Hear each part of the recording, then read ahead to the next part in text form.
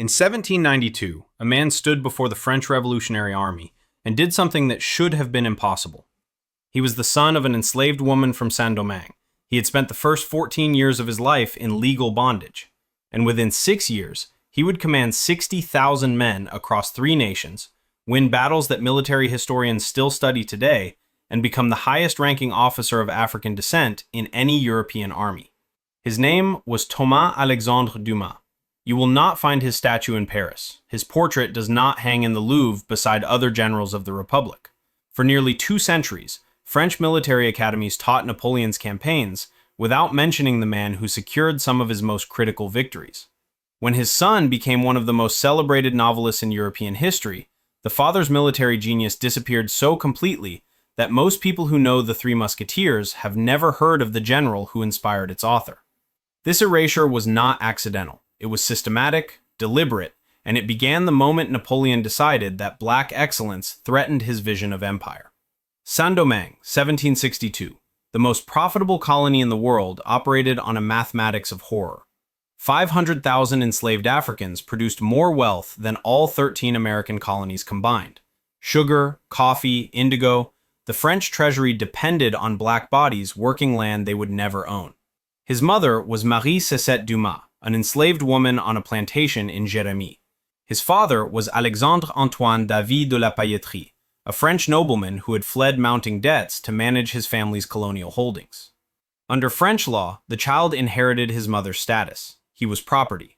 For 14 years, this was his world. But here's what the sanitized versions never explain. In 1776, his father returned to France, desperate to reclaim his aristocratic inheritance. To do this, he needed money. So he sold his own son, not into deeper slavery, but into a transaction that would technically grant the boy freedom. The father took his mother's surname, Dumas, allowing him to reclaim his noble name by distancing himself from his mixed-race child. Thomas-Alexandre Dumas arrived in France as a free man, but one whose entire existence was a legal paradox. He was the acknowledged son of a nobleman, educated in military arts.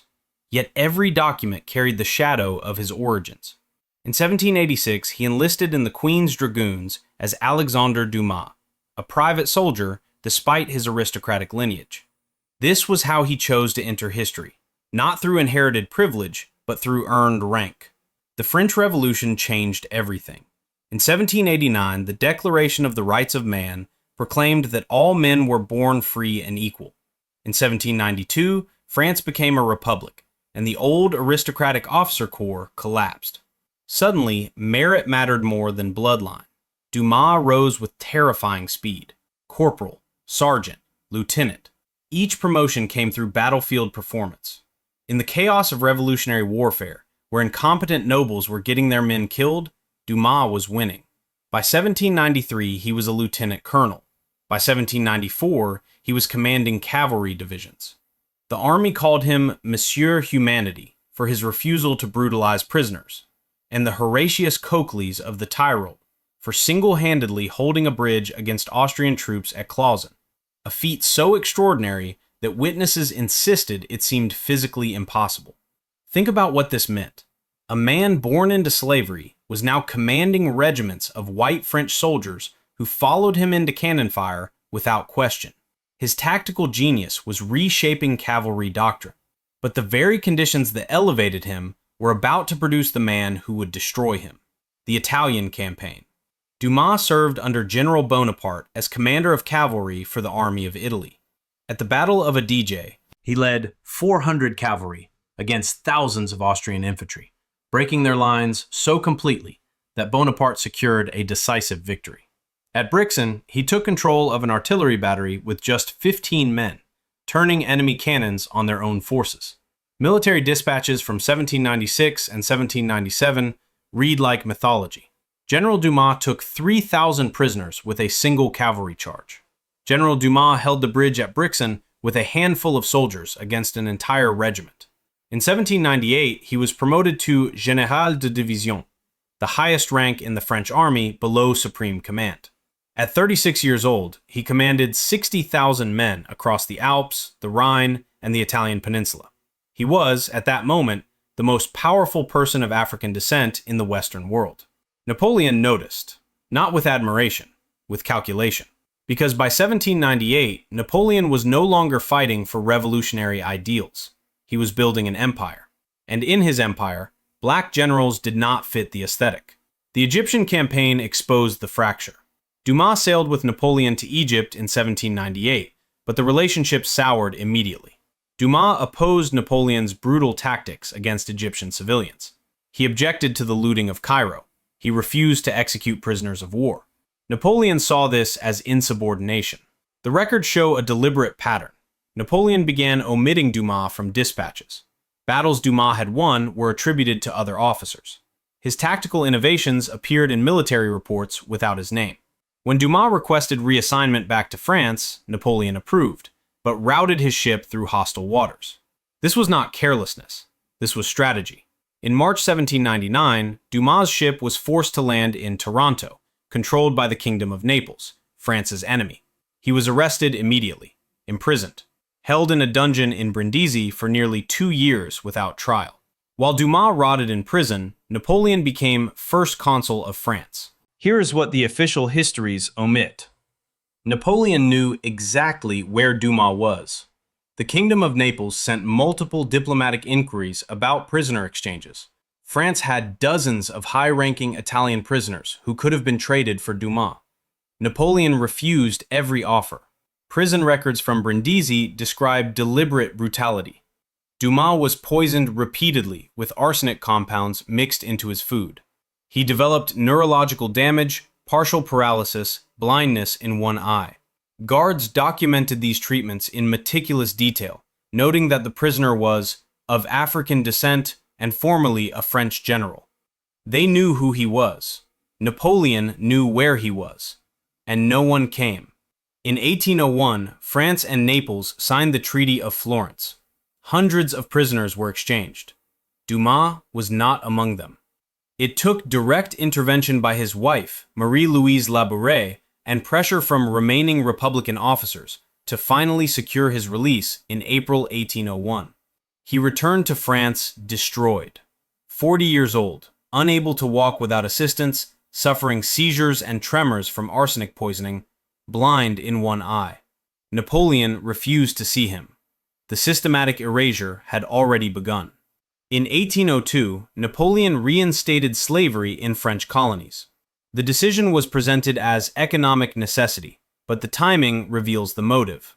This was about erasing the revolutionary ideals that had allowed men like Dumas to rise. The military followed the same pattern. In 1803, new regulations prohibited men of color from serving as officers in the French army. Every black soldier above the rank of captain was forcibly demoted or discharged. The official explanation was discipline and order. The real message? What happened during the Revolution?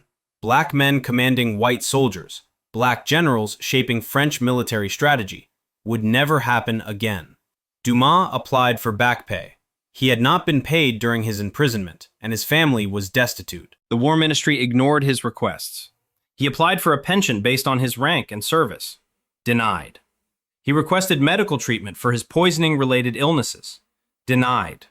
Every document, every petition was routed through offices controlled by Napoleonic loyalists. And every document disappeared into administrative silence. This was not passive neglect. This was active suppression. Dumas had witnesses who could testify to his victories. He had military dispatches proving his rank. He had fellow officers who had served under him. But Napoleon controlled the archives. He controlled the military records. He controlled the pension system. And he used that control to systematically erase every trace of Dumas' service.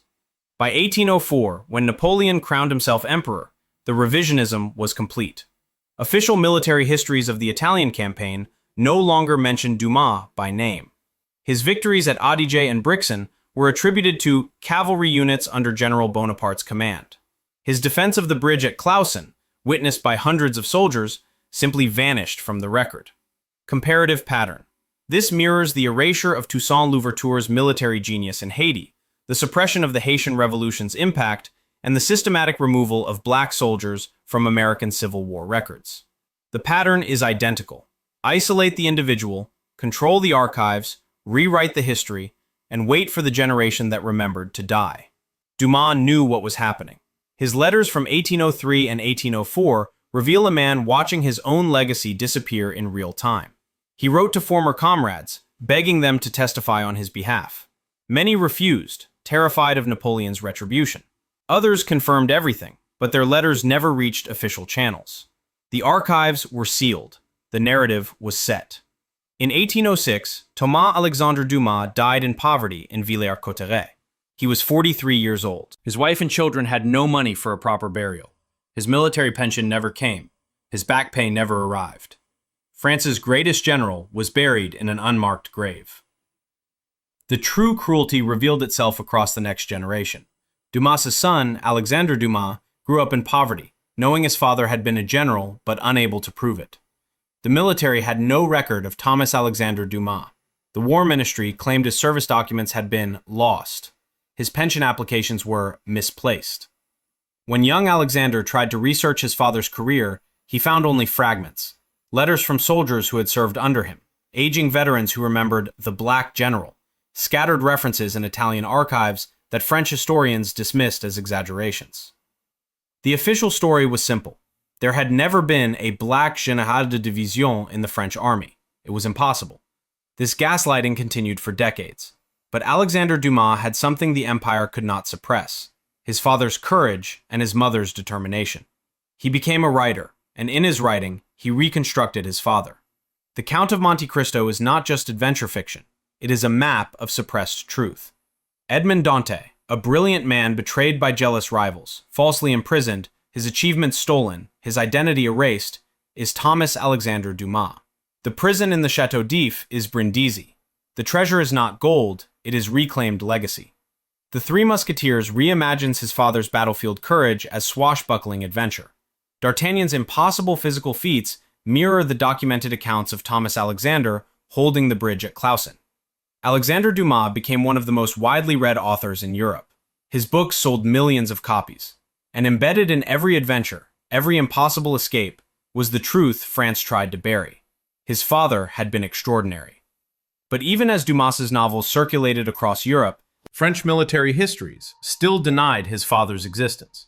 In 1840, when Alexander petitioned the War Ministry for recognition of his father's service, he received a response that defined institutional erasure. We have no record of a General Dumas of African descent in the Army of the Republic. Your father may have served in some capacity, but his rank cannot be verified. The man who had commanded 60,000 men, who had taken 3,000 prisoners in a single charge, who had held a bridge against an entire regiment, erased. The truth began resurfacing through cracks in the narrative. In the 1850s, Italian military historians publishing studies of the Napoleonic Wars found repeated references to the Black General in Austrian and Italian archives. Their dispatches described him in detail. Dumas, the African cavalry commander, demonstrated tactical superiority that cost us significant losses. These were enemy records. They had no reason to exaggerate. In 1912, a historian named Reginald Hamel discovered Thomas-Alexandre Dumas' promotion orders in the National Archives. They had been misfiled, buried under documents from an entirely different campaign. The orders were explicit. Promoted to Général de Division, 1798. Command, Army of Italy, Cavalry Divisions. The physical evidence was undeniable, but French military academies did not update their textbooks. The Louvre did not commission his portrait. The Arc de Triomphe, which lists the names of hundreds of generals, does not include Thomas-Alexandre Dumas. The pattern of suppression adapted, but it did not end. In 2009, French President Jacques Chirac finally acknowledged Dumas' service in a public ceremony, but the acknowledgement was carefully worded. He praised Dumas as a soldier of merit, without fully addressing the systematic erasure, the deliberate poisoning, or Napoleon's role in destroying him. Think about what this means for how we understand history. Thomas-Alexandre Dumas was not a footnote. He was not a minor figure inflated by family pride. He was the highest-ranking military officer of African descent in the Western world before the 20th century. His tactical innovations influenced European cavalry doctrine for generations. His story should be as famous as Napoleon's, but it is not. because the people who controlled the archives decided it should not be. This is the mechanism of historical erasure. Not just forgetting, but active suppression. Not just silence, but deliberate rewriting. Not just neglect, but strategic elimination of evidence, followed by institutional denial, followed by cultural amnesia. And it worked. For 200 years, it worked. Until researchers started looking in the archives Napoleon's loyalists did not control. Until Italian and Austrian military records contradicted the official French narrative. Until Alexandre Dumas' novels kept his father's courage alive in the cultural imagination, even when the history books refused to tell the truth. The legacy is this. Every time you are told that something was impossible, that people of African descent were not present in positions of power, that the historical record is complete and accurate, remember Thomas-Alexandre Dumas. Remember that France had a black general who commanded 60,000 men. Remember that Napoleon destroyed him for it. And remember that it took 2 centuries of resistance, research, and refusal to accept the official story before the truth could no longer be suppressed. The archives can be controlled, but they cannot erase what actually happened, only make us forget we need to look.